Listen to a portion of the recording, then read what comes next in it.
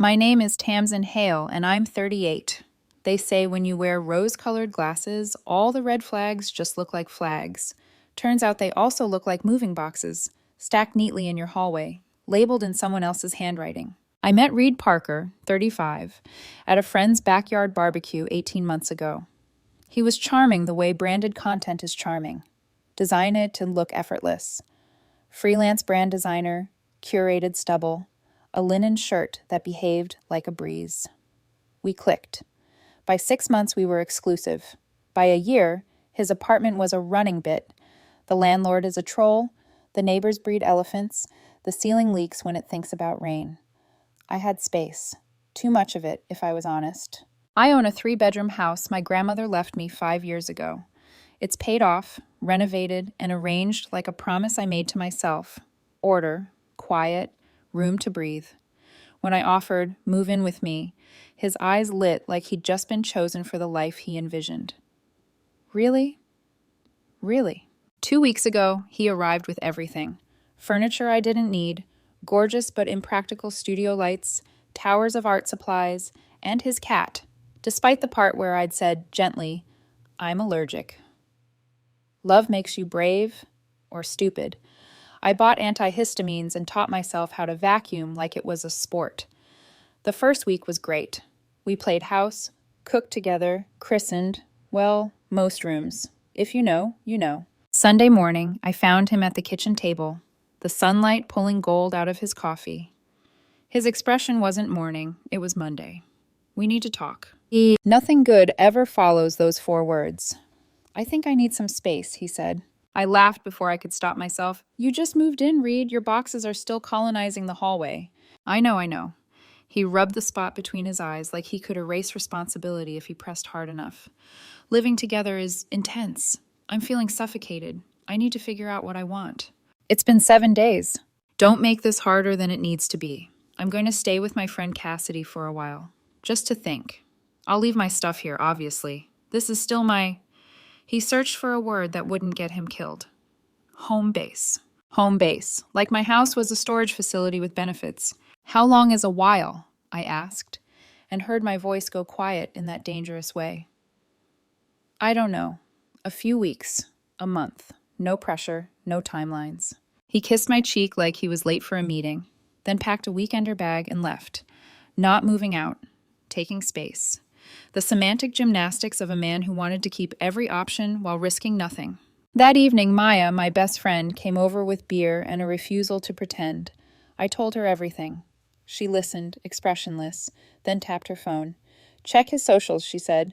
Or better, check Naomi's. Who's Naomi? His ex, the one whose name he never says like it's a fun coincidence. I opened Instagram. Naomi Blake, brand PR darling, sharp jawline, feed curated within an inch of reality. 3 hours after Reed left, her story. 2 champagne flutes clinking, a caption in minimalist font. New beginnings sparkle. The hand in the frame was a woman's, ringed and familiar from older photos that still lived in her tagged grid.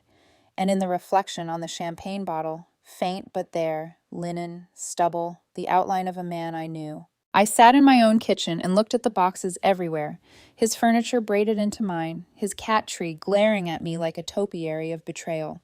He'd left to take space. From me. The cat looked unimpressed with the entire genre of human decisions and sneezed. For solidarity or dust, I couldn't say. Say it, Maya prodded. He wants to test drive his ex while keeping his life parked at my place, I said. The admission landed with a strange, clean relief. The room stopped pretending to be romantic. It was just a room. Then give him what he asked for, Maya said. Space. The word hung there, almost pretty if you didn't think about it. I did think about it. I thought about it all night. The shape of boundaries, the math of self-respect, the fine line between petty and precise. Somewhere around 3 a.m., the plan stopped being a plan and became a decision. Monday morning, I took a personal day. I showered, dressed, ate toast dry over the sink the way my grandmother used to when she was done with foolishness, and looked around my sanctuary reclaimed by boxes. He wanted space. I would give him climate-controlled, inventoried, documented space. I would give him exactly what he asked for. The cat blinked at me. Don't worry, I told him. You're getting space too, just at Cassidy's. And for the first time in days, my chest loosened enough to breathe. By 9 a.m. the next morning, I was standing under the fluorescent lights of a U-Haul office, signing for the largest truck they had. The clerk, mid-20s, bored, sipping from a travel mug, looked at my form. Moving day? Something like that. Next stop, Riverside Public Storage. Climate-controlled, clean, humming with the quiet satisfaction of people who'd finally decided enough was enough. I rented a 10x5 unit under Reed's name, month to month. I used the same signature and ID he'd left on our shared lease paperwork, his idea, at the time, of partnership. Back home, the house was so still I could hear my own pulse. I started packing, not in anger, not sloppily, like an accountant closing a fiscal year. Every item was photographed, bubble-wrapped, labeled. His shirts folded like museum exhibits. His pretentious coffee maker nested in its original foam. I even used fresh boxes. Call me petty, but I wanted neatness to be my revenge. The hardest part was the cat. He sat in the doorway, tail flicking like a metronome of judgment. I texted Cassidy. "Hey, it's Tamsin. Reed's cat is still here, but I'm allergic. Can you come pick him up?" Her reply came quick. "Wait, what? He told me you loved having Mr. Whiskers around." Surprise! I also love breathing. He needs to be picked up today, or I'll have to take him to a shelter. She showed up within the hour, wearing sunglasses indoors and irritation like perfume. "This is really inconvenient," she muttered, scooping up the cat. "So was being lied to," I said, and shut the door gently behind her. By dusk, every trace of him was boxed, sealed, and stacked in neat columns that made the living room look like an exhibit titled Consequences.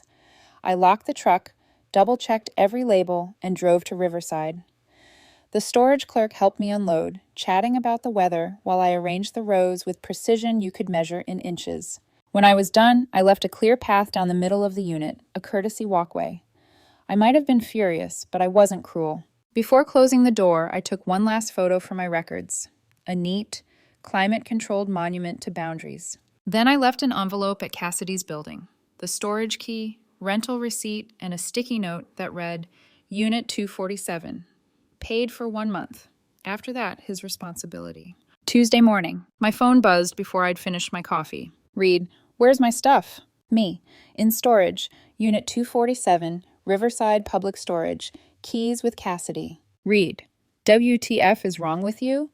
You can't just move my things. That's theft." Me. "You said you needed space. I gave you space. 150 square feet of it, climate controlled." Reed, "This isn't funny, Tamsin." Me. "Neither is using my home as a storage locker while you toast new beginnings with your ex." Radio silence for 20 minutes.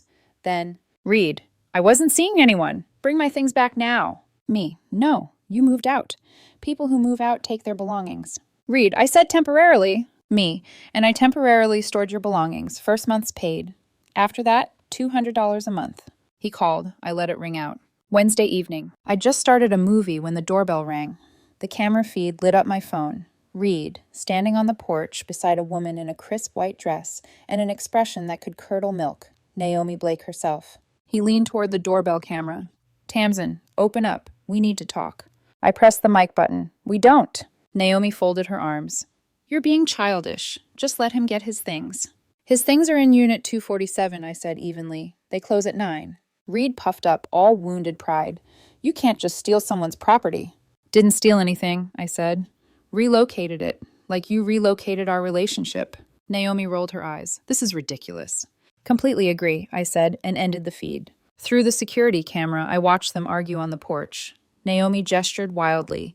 Reed paced like a man auditioning for regret. Finally, they left, her heels clicking sharp punctuation down my driveway.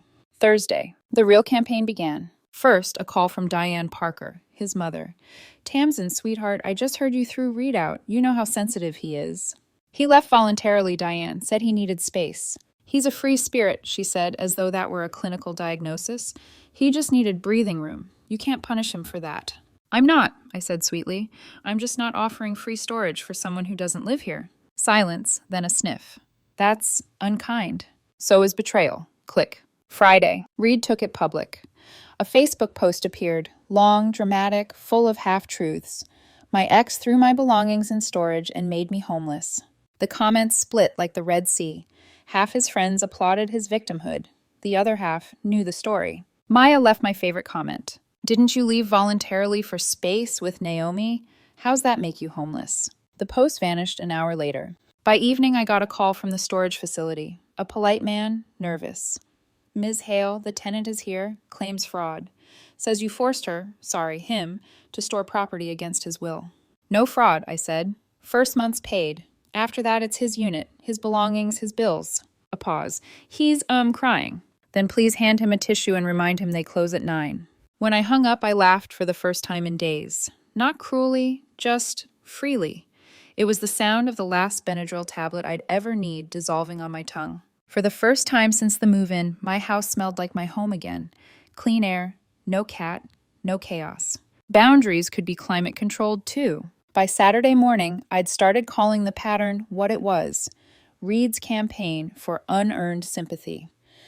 The kind of PR disaster you could only run if you'd never faced consequences before. The phone rang just as I was folding laundry. Harold Parker this time, Reed's father. His voice had that firm, patriarchal tone men use when they think the world still runs on man-to-man conversations. Tamsin, he began, let's settle this without drama. You've made your point. Just let him move back in. He doesn't live here anymore, Harold. He has nowhere else to go. According to his Instagram, he has Naomi's place, a dozen cafes, and all the world's wide-open spaces. He'll be fine. He sighed. You're being difficult. Funny, I said. That's what they call women when they stop being doormats. He hung up on me. Monday. An envelope slid through my mail slot around noon, a letter from Budget Legal Aid, full of dramatic language and poor grammar. It claimed I'd illegally evicted Reed and demanded immediate return of all belongings to my house, $3,000 in emotional damages, 3 months of free accommodation to remedy distress.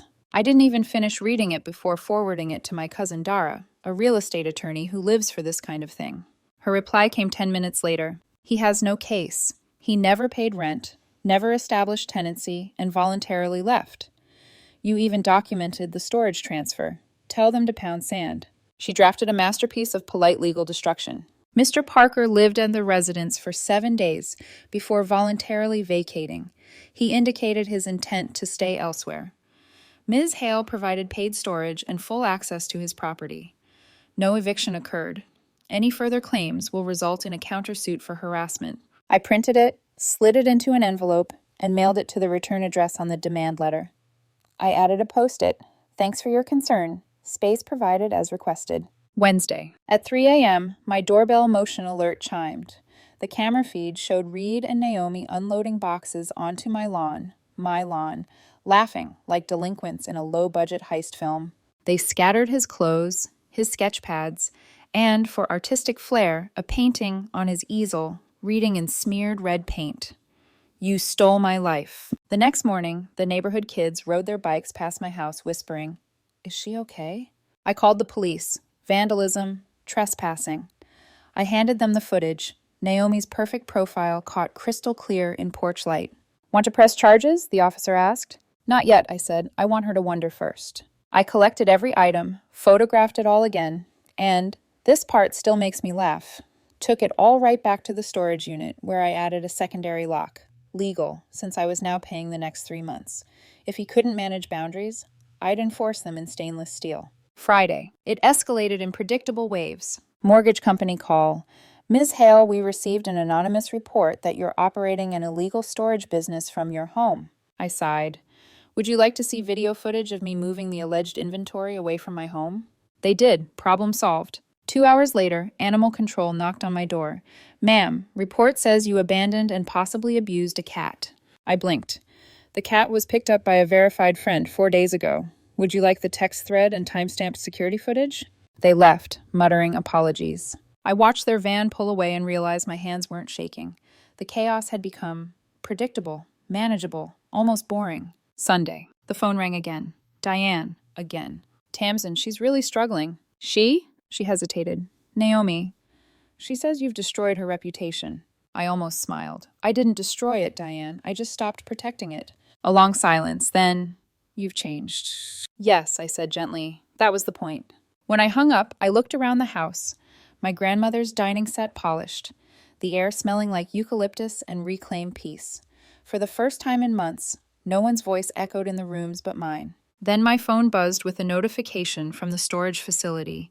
Payment received for next month's rent. It wasn't from Reed, it was from Harold Parker. He'd finally paid the $600 owed. I unlocked the extra padlock and transferred the unit fully to Reed's name. Done! No grand speeches, no revenge arcs, just closure delivered via receipt number. But the peace didn't last. 3 weeks later, a letter arrived in Reed's handwriting. 5 pages of blame dressed as poetry. He wrote that I'd traumatized him, that Naomi left because he couldn't love anyone after what I did. I read the first paragraph, then dropped it into the shredder. There's a kind of healing that sounds like paper being chewed. By then, the restraining order hearing had already made the temporary order permanent. Reed was officially required to stay 100 feet away from me, my home, and my sanity. For the first time in years, the air in my house felt like mine alone, light, dry, and perfectly cat-free. 2 months later, the only sign Reed had ever lived here was a faint rectangle on the wall where one of his canvases used to hang, a shadow of clutter, easy to paint over. He and Naomi didn't last long. 2 weeks after the lawn incident, she dumped him through a text message that somehow managed to sound both apologetic and superior. You're not emotionally available enough for my healing journey. Translation: You've become too embarrassing to tag in photos. After that, Reed moved back in with his parents. Diane called me once more, her voice brittle as glass. Tamsin, he's miserable. He can't sleep, he can't work. Don't you feel any guilt? I paused mid-sip of tea. I did, for exactly 7 days, the same number he lived here. She hung up without another word. A week later, I received an email from the storage facility. Payment received in full. Unit 247 transferred to new tenant. Attached was a photo of the signed form. Harold Parker's handwriting, not Reed's. The payment covered the 3 months I'd prepaid plus 1 additional month. A tidy ending. I drove by Riverside one last time. The manager recognized me. He finally cleared it out, he said, smiling faintly. You know, in all my years here, I've never seen someone label boxes that neatly. Occupational hazard, I said. I'm a financial analyst. I believe in clean exits. He laughed. Wish more people did. Walking back to my car, I felt a strange gratitude, not for Reed, but for the lesson. How precision could be power, how grace could look like documentation, how silence could do more damage than shouting ever could. When the restraining order became permanent, he broke it almost instantly, not with another visit or call, but with a letter. 5 pages, handwritten. His cursive neat but unsteady. He claimed I'd ruined his capacity for intimacy, that Naomi would have stayed if I hadn't traumatized him with bureaucratic cruelty. I got halfway through before a line made me laugh out loud. You weaponized organization. I folded the letter in half, slid it back into its envelope, and sealed it again, then filed it under evidence for future sanity. My lawyer suggested pressing charges for the violation, but I told her, he's already living in the only prison that matters, one where everyone knows exactly who he is. Spring crept back into my house quietly. I deep-cleaned the guest room, replaced his massive workbench with a narrow bookshelf, and bought a small peace lily for the windowsill. The air smelled like lemon oil and resolve. Maya came by with takeout and one of her knowing grins. So, new chapter? More like a second draft, I said. She nudged me. You've got an admirer, you know. Evan Cho keeps asking about you. You met at my birthday? The one with the disastrous karaoke? I pretended to think. The man who sang Don't Stop Believin' like it was a TED Talk. That's the one. He cooks, and he owns his own house. I smiled. A homeowner? Dangerous territory. She laughed. He promises he won't move in after 6 months. He even has a cat allergy. Be still my heart. 2 weeks later, I met Evan for coffee. No grand romance, no cinematic sparks. Just a quiet steadiness I'd forgotten existed. He asked questions, listened, didn't treat my boundaries like negotiation terms. When he offered to walk me home, I hesitated, then realized home was safe again. Inside, I paused by the hallway mirror. I barely recognized the woman staring back. Lighter somehow, unburdened. That night, I sat in the living room with the windows open. The city hummed low outside, but my house was still. For months, I'd thought closure would arrive as an apology. Instead, it arrived as stillness. People talk about heartbreak like it's fire, but sometimes it's more like dust, settling quietly after the collapse, revealing what the structure was made of all along. Reed had wanted space, and I had finally given it to him, every cubic foot, every boundary measured and cataloged. Now the space was mine again. And for the first time in a long time, that was enough.